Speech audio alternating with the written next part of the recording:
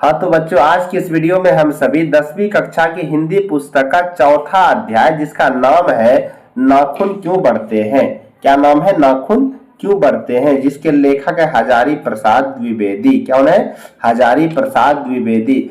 इस पाठ के महत्वपूर्ण प्रश्न उत्तर को जानेंगे जो बिहार बोर्ड मैट्रिक परीक्षा में 10 साल में पूछे गए हैं। तो उम्मीद है कि आने वाले एग्जाम में आपका प्रश्न इसी से 100% टच कर जाए, इसलिए आप इस वीडियो को अंत तक देखें ताकि आपको इस वीडियो का पूरा फायदा मिल सके। आज का पहला प्रश्न है नाखून बढ़ने का प्रश्न। नाखून बढ़ने का प्रश्न लेखक के सामने कैसे उपस्थित हुआ? नाखून बढ़ने का प्रश्न लेखक के सामने कैसे उपस्थित हुआ? तो इसका हम लोग उत्तर जानते हैं। इसका उत्तर क्या होगा? देखिएगा उत्तर कि नाखून क्यों बढ़ते हैं। यह प्रश्न लेखक के आगे उनकी छोटी लड़की ने उपस्थित किया। नाखून क्यों बढ़ते हैं, यह प्रश्न लेखक कौन? हजारी प्रसाद द्विवेदी के आगे उनकी छोटी लड़की ने उपस्थित किया। एक दिन, कब किया? एक दिन जब उसकी छोटी लड़की ने पूछा कि आदमी के नाखून, जिसको हम लोग नख बोलते हैं, नाखून क्यों बढ़ते हैं, तो उस समय क्या हुआ? तब लेखक असमंजस में पड़ गया, यानी सोच में पड़ गया कि आखिर नाखून बढ़ता क्यों है। अब आइए हम लोग देखते हैं प्रश्न नंबर 2 क्या है। प्रश्न नंबर 2 है मनुष्य बार बार नाखून क्यों काटता है? मनुष्य बार बार नाखून काटता है, क्यों काटता है? तो इसका उत्तर देखते हैं। इसका उत्तर होगा नाखून मनुष्य का प्राचीनतम अस्त्र है। क्या है? प्राचीनतम अस्त्र है। आपने इस कहानी में पढ़ा होगा कि जब आदि मानव और आदि मानवी इस धरती पर हुआ करते थे तो उस समय उसके पास कोई हथियार नहीं था, तो वो अपने नाखून को हथियार के रूप में प्रयोग करते थे। ठीक है, तो इसलिए कहा जाता है कि नाखून मनुष्य का प्राचीनतम अस्त्र था। आज से पूर्व जिस समय मनुष्य जंगलों में पशु की भांति जीवन व्यतीत कर रहा था, उस समय नाखून ही रक्षक थे। यानी मनुष्य अपनी रक्षा किससे करते थे? नाखून से करते थे। यानी आज से पहले जिस समय मनुष्य जंगलों में पशु की भांति रहते थे, उस समय नाखून ही क्या थे? उसके रक्षक थे।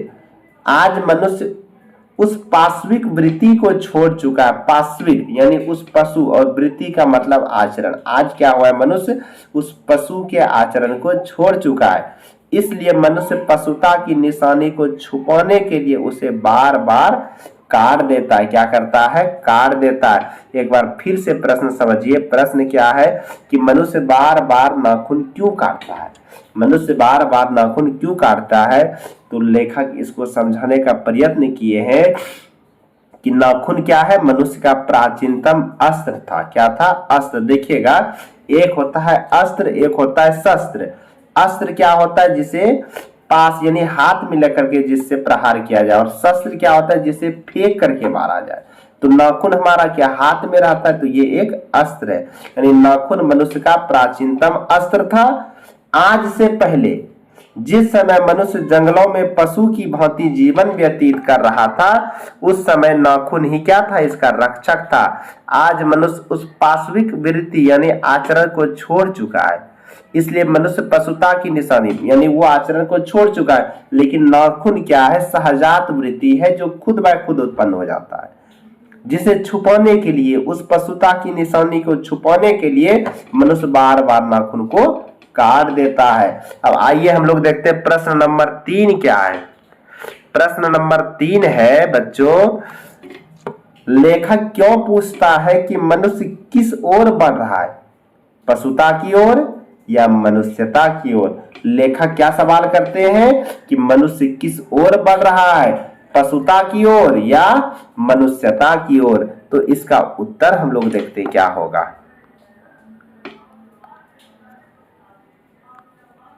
इसका उत्तर होगा लेखक ने यह देखा है कि आज मानव अस्त्र शस्त्र को काफी ज्यादा बढ़ा रहा है। क्या कर रहा है? आज के मानव ज्यादातर ध्यान जो है अस्त्र शस्त्र की वृद्धि में लगा रहे हैं, जो पूर्णतः पशुता की निशानी है। किसकी निशानी है? पशुता।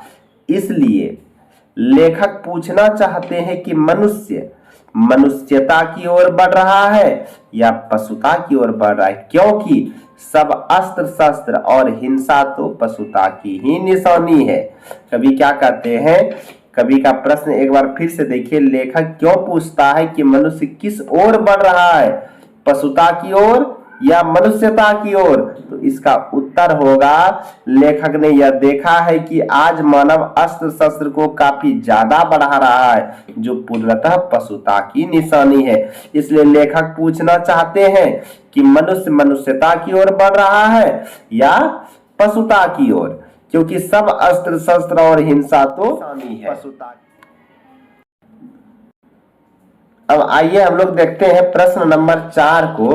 प्रश्न नंबर 4 क्या कहता है कि लेखक द्वारा नाखूनों को अस्त्र के रूप में देखना कहां तक संगत है। यानी लेखक के द्वारा नाखून को अस्त्र मानना यानी अस्त्र के रूप में देखना कहां तक संगत है। तो इसका उत्तर क्या है? उत्तर है लेखक द्वारा नाखूनों को अस्त्र के रूप में देखना पूर्णतः संगत है, क्योंकि आदि मानव के समय मानव का प्रथम और प्रमुख हथियार उसका नाखून ही था, जिससे वह अपने बचाव के साथ साथ शिकार भी करता था। आज भी कहते हैं कि आज भी अगर मनुष्य अकेले किसी से लड़ता है तो वह नाखून का प्रयोग अस्त्र के रूप में ही करता है, जैसे कि वह किसी का मुंह नोच लेता है। सच बात यह है कि अभी वर्तमान समय में अगर मनुष्य जो है किसी से लड़ाई झगड़ा करता और उसके पास कोई हथियार नहीं रहे तो वह अंत में क्या करता है? अपना नाखून का प्रयोग करता है। और ये ज्यादातर जो है लड़कियों में देखने को मिलती है ये। अब आइए हम लोग देखते हैं प्रश्न नंबर 5 को।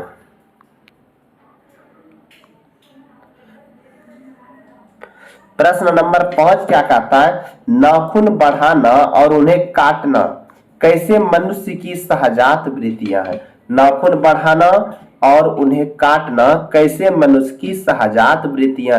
सबसे पहले समझिएगा बच्चों कि सहजात वृत्तियां किसे कहते हैं। सहजात वृत्ति जो है ना, अनजान स्मृतियों को सहजात वृत्तियां कहते हैं। अर्थात जो चीज अपने आप उत्पन्न हो जाए उसे हम लोग क्या कहेंगे? सहजात वृत्ति कहेंगे। जैसे हमारा बाल का बढ़ना, ये क्या है? सहजात वृत्ति है। नाखून का बढ़ना क्या है? सहजात वृत्ति है। ये अपने आप उत्पन्न हो जाते, इसे हम क्या कहेंगे? अनजान स्मृति, यानी इसके बारे में हमें पता नहीं है ये क्यों बढ़ते हैं। ठीक है, सहजात वृत्ति किसे कहते हैं? अनजान स्मृतियों को, जैसे नाखून का बढ़ना, बाल का बढ़ना। अब प्रश्न है कि नाखून बढ़ना और उन्हें काटना कैसे मनुष्य की सहजात वृत्तियां यानी आचरण है। तो उत्तर इसका हो जाएगा नाखून बढ़ाना और उसे काटना। यह नख भी रह सकता है, नख और नाखून एक ही है। नाखून बढ़ाना और उसे काटना मनुष्य की सहजात वृत्तियां है, क्योंकि जहां नख बढ़ाना पशुता की निशानी है वही नख को काटना मनुष्यता की निशानी है। कभी क्या कहते हैं कि नाखून बढ़ाना या नख बढ़ाना और उसे काटना मनुष्य की सहजात वृत्तियां है, क्योंकि जहां नख बढ़ाना पशुता की निशानी है वही नख को काटना मनुष्यता की निशानी है। अर्थात लेखक के अनुसार मनुष्य के अंदर पशुता के चिन्ह आज भी रह गए हैं, जिसे धारण करके वह समाज में आगे नहीं बढ़ सकता है। इसलिए वह नाखून अर्थात नख को काट देते हैं। क्या करते हैं? काट देते हैं, क्योंकि वो पशुता के लक्षण को लेकर समाज में आगे नहीं बढ़ सकते हैं। प्यारे बच्चों, अब आइए हम लोग जो है इस पाठ के कुछ महत्वपूर्ण ऑब्जेक्टिव को जानते हैं जो 10 साल में बिहार बोर्ड में पूछे गए हैं।